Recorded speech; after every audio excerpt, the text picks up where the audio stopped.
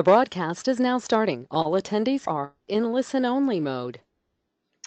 Hello everyone, and welcome to today's webinar on effective self-marketing. I'd like to start by asking if any of you have ever been told that you do not have the relevant job or industry experience. This is commonplace for many of us, and even a factor we might all be thinking before we apply for a job. This is an issue that nearly all MBAs face when looking for their dream role in completion, and in such a competitive market. But rather than looking at the role we want, it's really important to look at ourselves first, to understand ourselves and our goals, and from then formulate strategies to achieve them. And from that, ultimately answer an employee's question, what do you offer me? In this presentation, we aim to maximise your understanding of the process in securing a new career by visualising an end point of where you want to be. The person who will guide us through this process today is Bill Faust, who uses a slightly different approach when helping people achieve this. Co-author of international bestseller Pitch Yourself, now in its second edition, published by Pearson. In the book, Bill and his co-author show how to apply marketing principles to the recruitment process.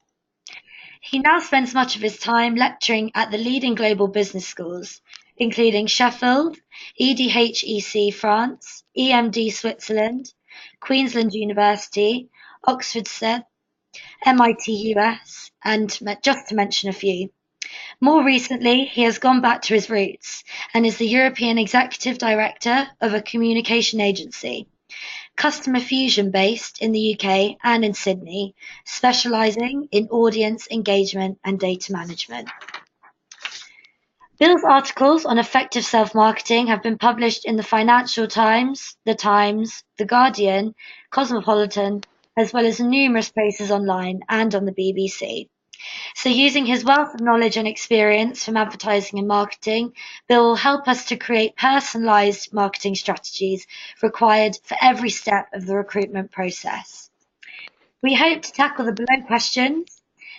You do have the experience. You do have the attributes an employer is looking for. You do have what they are looking for. And we will do this by understanding what you are really employed for, what differentiates us all from each other, and how employers will measure this.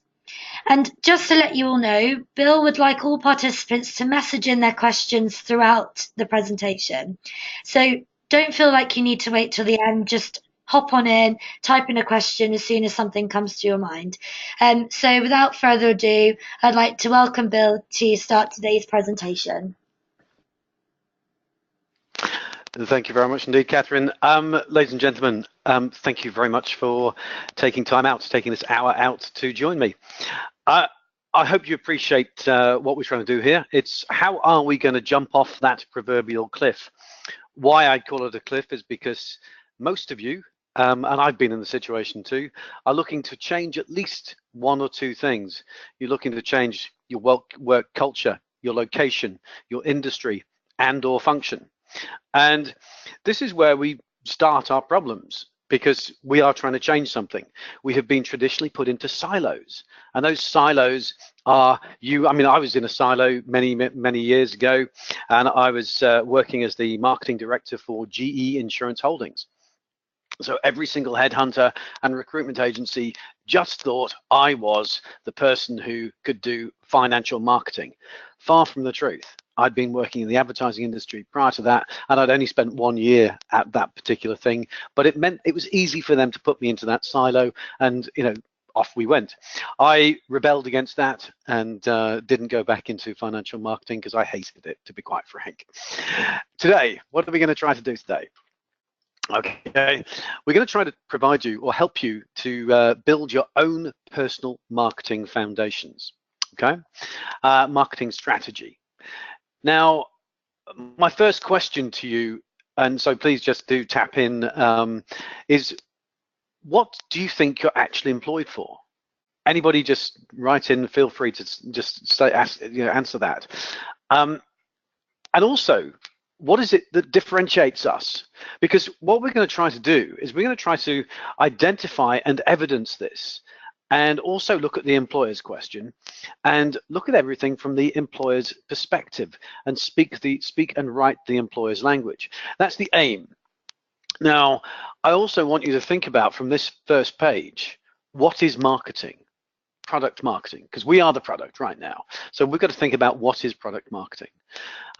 We've also got to think about what is strategy, because loads of people, you know, they talk about strategy and they make it so complicated. I make strategy very easy. Strategy is a plan. You can make it as complicated or as hard, as simple as you want. But I do a strategy lecture, and that is my lecture. It's a plan. And then we talk about all those things around it. We've quickly just had someone say that what you are employed for is to provide value to the organisation. Okay. If that's the case, what is it that differentiates you to enable that to happen? That can go back to the person who asked the question or answered wrote in, or anybody else. Because effectively, what we could think about is that there's 300, 400, 500 equally well qualified people who can apply and do the job. So what makes the employer say yes to you? That's the key question. So what is it that differentiates you? I'm going to just make like sorry. Oh, sorry. He just responded to say to provide the value more efficiently and effectively than someone else, than the other 500, 700 people. Okay, interesting, because unfortunately we don't know if we can do that because we can't do the traditional positioning. So we've got to think about it slightly differently. I want you just to think about some of the typical interview questions you might get asked. There will be things starting with, how did you do this? What did you do there? Why did you do this? Give me an example of when you were working under extreme pressure and one of your team members had failed to deliver. How did you overcome this? All of these questions are open-ended questions. So what is the first thing you have to do when you are asked an open-ended question? I'll leave that just in the ether for a moment. Every time when you're doing your MBA, whatever school it is, you end up in a situation where you get an assignment. You read the assignment. The first thing you do with the assignment is what? And because of time, I'll tell you. The first thing we do is we think. We think about how to answer it, and that is what differentiates us from every other person on this planet, how we think. Okay, and so what we have to do is, when Mike and I wrote the book, it was because of necessity. We were trying to find jobs, and we realized that it was our thinking that differentiated us. So we actually had to be able to identify and evidence that. And so I'm going to show you how to do that. Answer the employer's question. The employer's question is really a simple question. All of you know it. It's, what do you offer us? Now I just want to change, make sure you're also thinking from the right perspective. Because if you have a CV at the moment, I'm going to say something awful, but it's wrong. By definition, that CV must be wrong because it's not targeted to a particular employer. So when we come to all of this, is you can have lots of information, but you can't actually have a generic CV. They do not exist because every single company is different, every single person is different, and they are looking for very different things. And people buy people, and we know that. 80% of buying decisions are, in fact, subjective. So what are we working with, okay? So what I'm going to do is I'm going to go through this very quickly, and there's two parts to achieve your goal. What employers are looking for, and then I'm going to introduce you to the Career DNA Bank. This is the part where you will be able to, it's a self-reflective tool, and you'll be able to identify and evidence the way you think.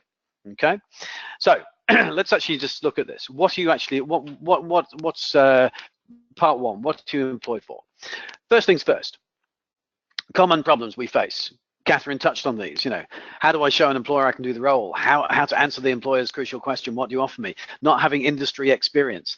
And this is the classic. A lot of you are in this situation where your last job is the first thing somebody sees. And of course, if you think about your the first read through of a CV, I could ask the question, how long is the first read through of a CV? In fact, I'll ask that question, how long and what is the purpose of the first read through of a CV? And I'll just go through the others at the second while people write in. How to change the direction of my career. So what am I doing here? And that could be any of those things. It could be the culture, the location, the industry, the function. How do I understand what the role actually involves? This is something which I find quite interesting, because many people are still looking at it from the wrong perspective. What level should I apply?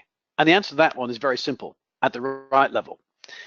How can I show them what differentiates me from the others? Okay, we know it's the way you think, but we've still got to identify that. So, and has anybody come in and said with any ideas about how long a CV is read for the first time?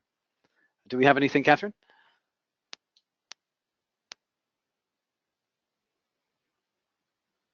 Okay. A CV is read for about 30 seconds. Okay. And that 30 seconds is, they're looking for reasons to say no. Now, when it comes to that, it's the reasons to say, they're looking for reasons to say no. They're looking for reasons to kick you out of the pile. And it's only on the second read through that they're actually looking for things which are involving, and they're looking to keep you in. So we've got to bear that in mind. And so what we also need to look at is, if we're changing direction, if we're changing function, if we're changing location, if we don't have the industry experience, we've got to look at it in a slightly different way. So if someone says, and when they have on their applications, oh, we need someone with X, Y, Z years experience, 99% of the time, they don't. What they need is somebody who actually has the ability to do the role they're doing. So this is where this whole thinking comes in, because what I'm going to demonstrate to you is your thinking, okay, is what you show in your thinking, what the employers are looking for, and how that is measured. So we're going to come on to that in a minute. Right. So what employers look for? Well, as I said, what you show is your behaviors, your traits, your characteristics, your personality. And by the way, it only takes, if you try to put on another facade, it only takes approximately 4 minutes for that to fall away and the true you comes out. So that's what you show. So always remember, market yourself and yourself alone.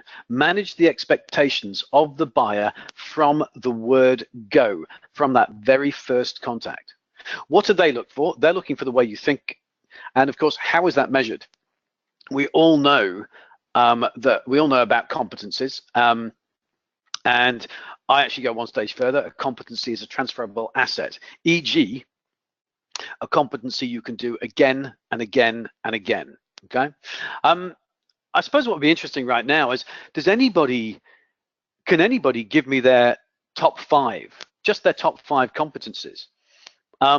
Because that will be quite telling, because this is fundamentally what you're employed for. So all the other stuff, like your experience in other industries and your qualifications, an MBA from a good school, that's part of the criteria. That's part of the point of entry criteria.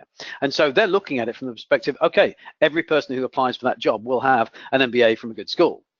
If they are looking at it from, that whole perspective, the experience, yeah, most people are going to have, let's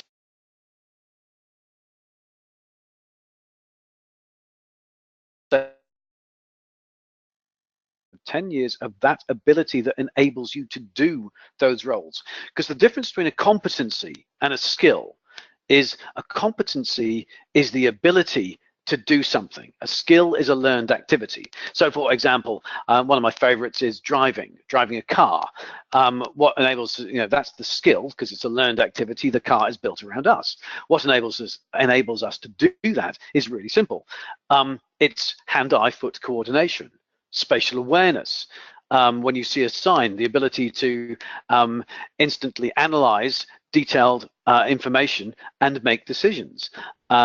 You do when you walk out of the door to go to the car, you're actually looking at it from the perspective of, you're instantly analyzing the weather situation, and you're constantly monitoring. It's the ability to constantly monitor the situation around us. So again, situational awareness. And one of my favorites is the ability to predict the future, because that's really when driving goes wrong, when you actually fail to do that. So you're always thinking, even if it's subconsciously, it's how do I put my car at this point of the road, and I'm traveling at this speed, boom, boom, boom. And you're always thinking about that. So it's the ability to predict the future using the information around you to enable you to make qualified decisions. So those are the types of competencies I'm looking for, and I believe that you guys will have. We're not looking for the basics like teamwork. Yes, of course, teamwork is going to be absolutely essential, but in your positions, you've got to be thinking about, what does teamwork really mean? I was working with a chap down at EDHEC Business School in Nice in France, and he had applied for Deutsche Bank and to SocGen, Société Générale, and basically he had written the same CV, the same cover letter, and he said, Bill, I know you're going to tell me off. And of course I was like, that's not going to work. And he said, but everything's the same, the job spec's the same. And he was right, it could have been written by the same person, but even the core company competencies were the same. So I picked on teamwork, and I looked at the teamwork, and it said, what someone is doing. With one of them, it said teamwork was the ability to find a goal and achieve it. The other said teamwork was about caring, sharing, mentoring. So the emphasis of anything you write on your CV, on the cover letter, has to demonstrate those things. Now, these are important in terms of when you're looking at changing your career, again, because what is an ability? You've got an ability in one particular function, in one industry, but of course you're using the same abilities to do that. And so when it says they want XYZ years in a particular industry, you can quite happily say, I have those years of experience using those abilities, because an industry is actually a great quote from the managing director of Leo Burnett's, the advertising agency, at the time, this was a few years ago, and he said any good candidate will have the ability to learn about the industry in 3 or 4 days. He wanted someone who had the abilities. Now that was forward thinking, and a lot of companies are forward thinking. That's why they have competency frameworks. And it's about us, and mainly it's us and our traditional thinking that has actually held us back. So let's move on. So we know it's the way you think differentiates you. We know it's your behaviors, your traits. Yep. Hi. Very quickly. So we did have someone who answered the 5 sort of ingredients that you were looking for earlier. His answer was project management, great, planning, virtual leadership, and research.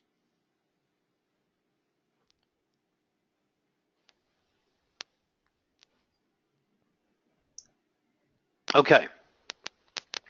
Now, I don't know who you were. What was their name? It's I like to keep it anonymous. Catherine? Okay. The competencies you have given there, and this is one of the interesting things. You've got planning, you've got research, etc. Now these are all very good things, and what's at the level that you're at right now is what you have to do with these, as I was trying to show with the driving, is you've got to go, and the teamwork, you've got to go behind the top line competency, the top line competencies. So what is it that enables you to do the planning? So you're looking at planning. What is planning? And go behind the word planning, and so break it down into its chunks. Now, I'm not even going to go down that route, because I am not the world's best planner. I know that, because there's an element of how you'll be looking at it in the detail. It'll be looking at all aspects of different, the ability to look at many aspects of a particular scenario. There will be huge amounts of situational awareness of of places that you understand well and know. There'll be the scenario planning. There'll be also, when it comes to planning, probably the ability to use risk analysis within given parameters, etc., etc. So planning itself is actually a huge thing, and we've got to go behind that. So whoever you were saying those things, thank you very much indeed.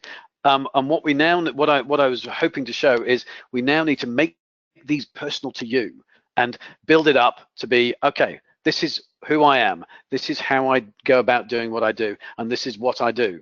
By the way, the reason I've chosen those 3 elements just there is because they are the fundamental ingredients of of putting a pitch together in terms of you yourself.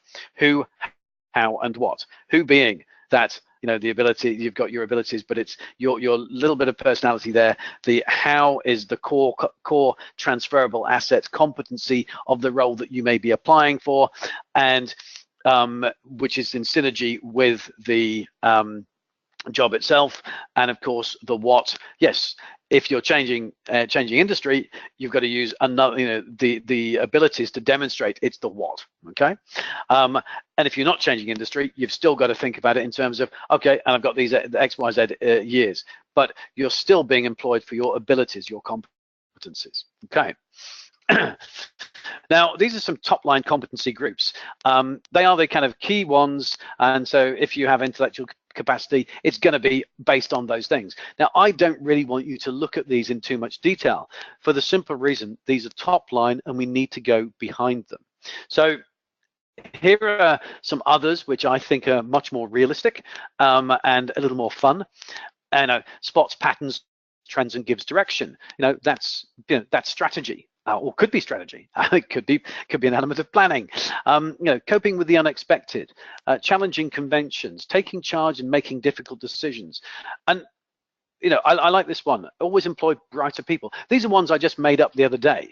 But this is what we need to do is we need to go back behind those things. Okay, so we want to make them personal. So let's just, because I'm realizing the time there, what we've got to do here is, in order to be successful at this, we need to understand that marketing is basically very simple. It's understanding the needs, the motivations, the desires of why someone will purchase you. The purchasing decision is not made when you are in the interview. The purchasing decision was made when the position was advertised or thought about in the company. So a company is already going to say yes. So the only job you have to do is make them say yes to you, nothing else. So you are the product. I've just had a little note saying the organisers experienced technical difficulties and the webinar could end in 5 minutes if we're not careful. Hopefully they'll be back. But the product is you. The buyer is the employer. Positioning, you can't do traditional positioning because the traditional positioning is in terms of you can see what other people are doing, whereas when it comes to your CVs and the applications, you can't see them. I think we have Catherine back. And then branding. I will just spend a little bit of time with branding. If you think of branding, lots of people think branding is just bear with me. Is this Catherine? Hello?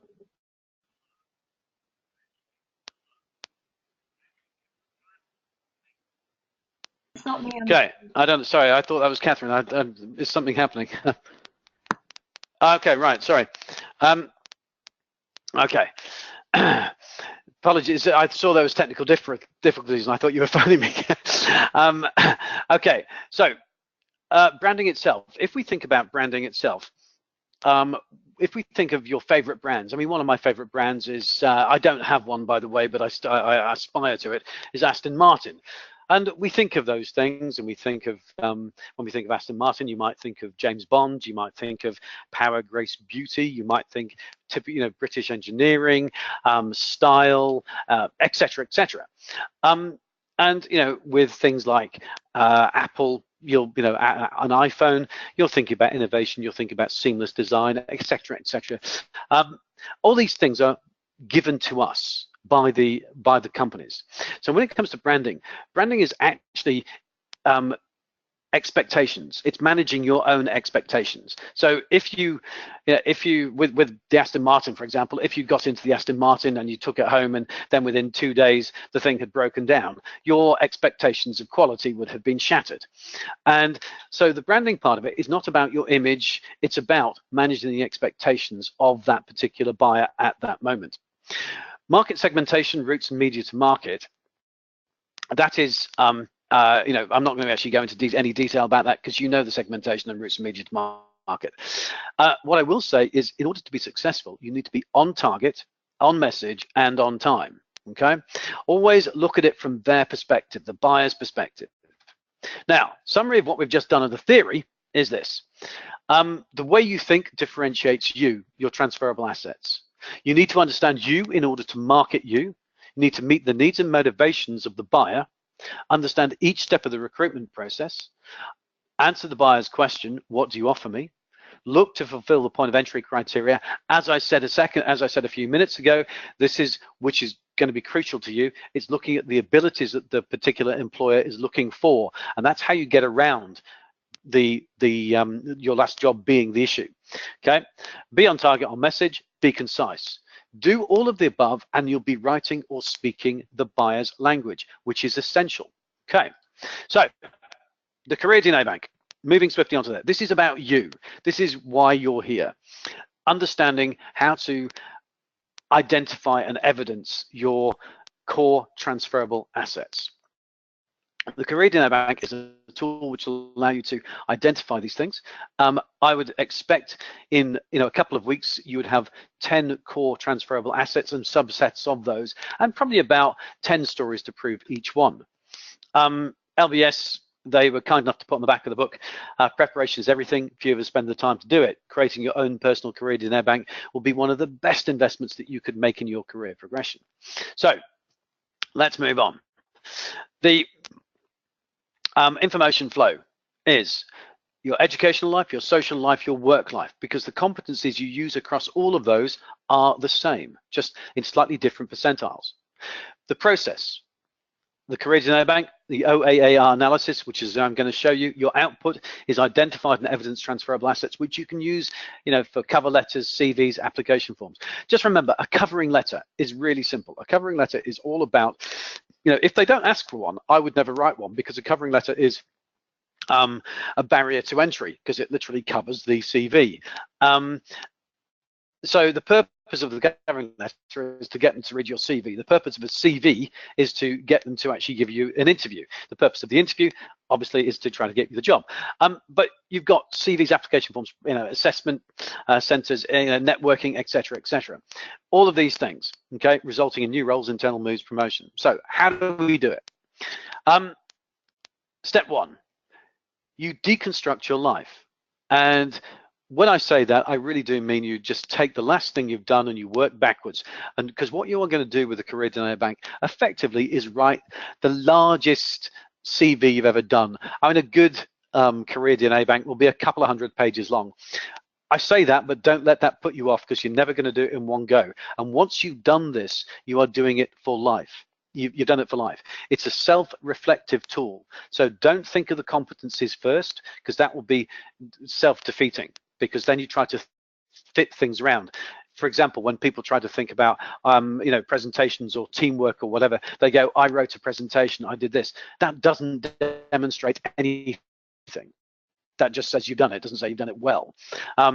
So what is it with a presentation? It's about engagement. It's about understanding the audience's needs.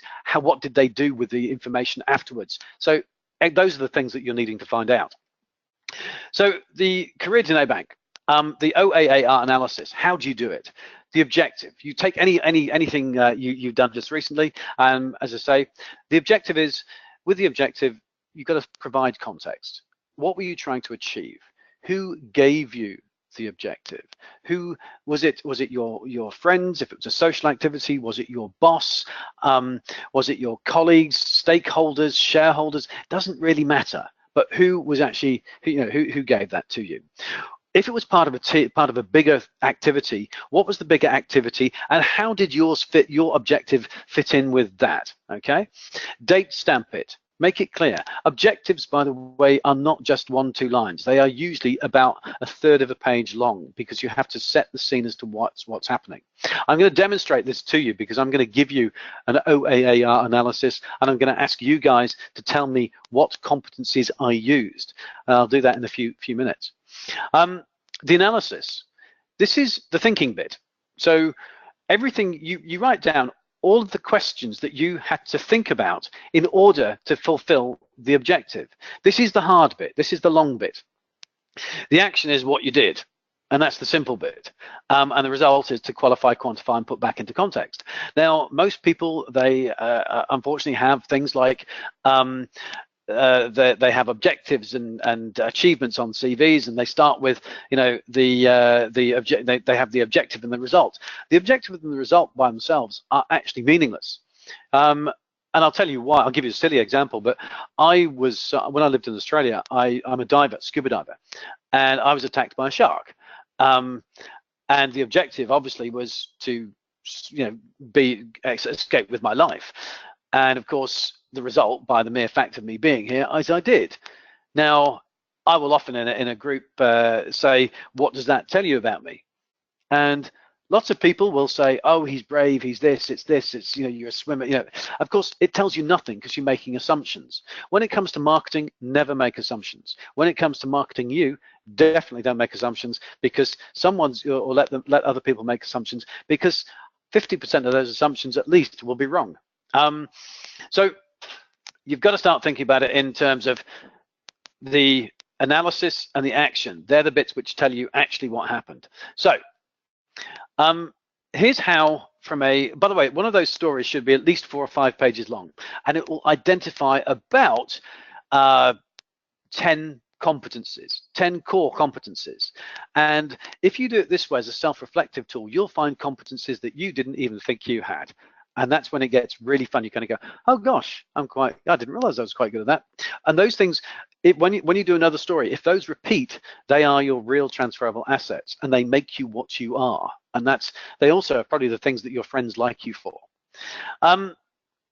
So get ready to type in here, because I'm now going to tell you my first an OAAR analysis, so you guys can tell me and use this as a way of showing how easy it is to actually understand how to break down the OAAR analysis and find the competencies from there. Okay, so I was in 2008, I was working with a gentleman by the name of Volker Schulze. We'd met at Henley Business School, and he was exceedingly good at business strategy, and he liked what I was doing with marketing strategies. And 2008 is a time which you guys all probably remember, in terms of it was the time of the credit crunch. So what we were trying to do is we realized there were many companies out there who, in fact, due to not having a great business strategy or marketing strategy, they worked in times of plenty, but of course they didn't work in times of hardship. So Volker and I were on the lookout for companies to take over and turn around.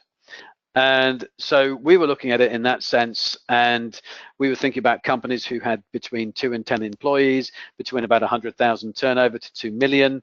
And of course, how do you find those guys?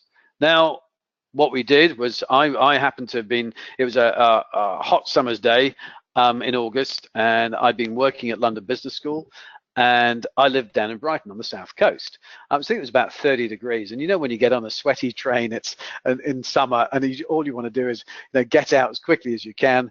And I was fortuitous enough to be going home down to the sea, and I'd packed my swimmers already because I'd put them in my bag. I knew I was going to go for a swim before I came home. And so I got down to the coast, and I then went to my favorite bar, which was called the Boardwalk at the time, which is literally on the beach. And something happened which doesn't often happen, but it was about 5 o'clock, and there was only one person in that bar. And when you got up to the bar, literally there was big windows, bifold doors which were open, and the main door which was wide open too. And there was one person in the bar, and he had his head in his hands, and he was sitting at the bar, and there was the barman. The barman was not doing his job. He was not being the psychologist, the friend, as the traditional barman should be. And my first thought was really easy. My first thought was, oh, don't worry, I'll just go and buy him a beer and tell him everything will be better tomorrow. And you got to remember, this is only about 5 steps. And as I took my next step, I suddenly thought, if I were crying, I'd go home to cry. So why is he crying in public? And then my thought process turned to, maybe he can't go home.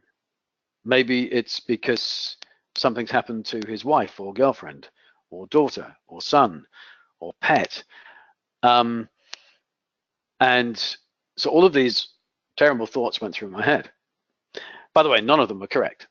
But it did make me kind of slow down and stop in my tracks and stop being so bullish.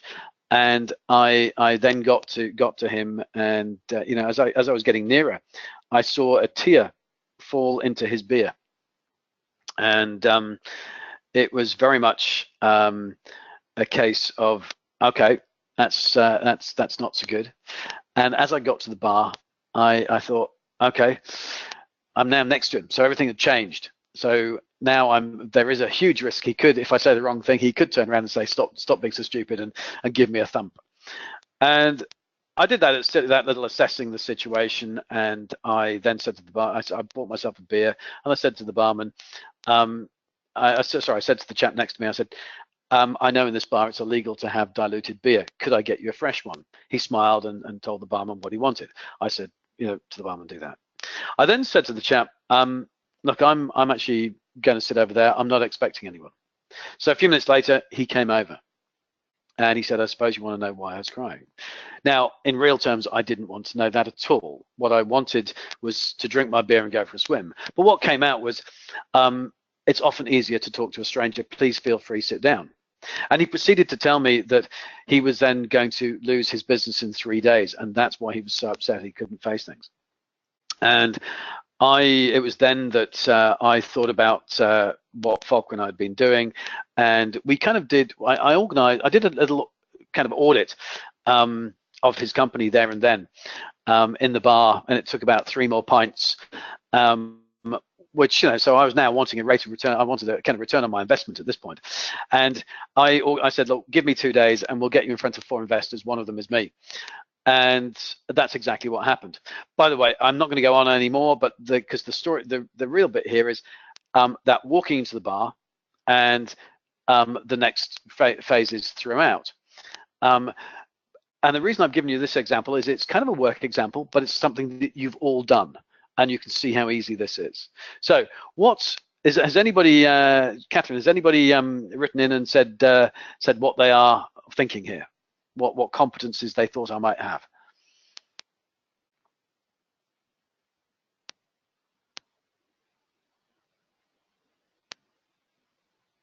I've lost Catherine.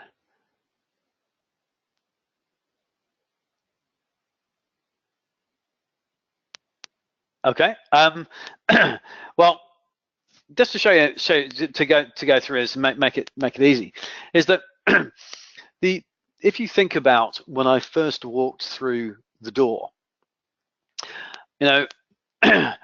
I very rashly thought I'd go and I'd say I saw the person crying, and so the first thing is the situation. This is situational awareness in a place that I'm familiar. Okay, now that's a nice competency to actually demonstrate, because if you think about the logic behind it, is any employer would actually like that, because I hope we're all familiar with the phrase, you cannot see the wood for the trees. A lot of the times when people are in familiar places, they don't actually notice things because they are sitting in their own way and getting on with their own activities. That's kind of key. So this competency in itself is actually quite important. So I then start looking at, I then start saying, oh, I'll just buy my beer. Now, when you think about this, suddenly the realization of I could get hit was not a good one. So it was then, the ability to avoid risk and avoid encountering danger. So there's that there. There's also, as I'm walking forward, I'm starting to think about why. So that is, situational awareness. Sorry, scenario planning. And so I'm actually thinking at each stage, why might that be the case? As I say, I got it wrong each time, but that's beside the point. So we have, three really good ones so far. We also, when I noticed the actual tear falling into the beer, that's the little eye for detail. Now that's important because I then use that little bit of information later.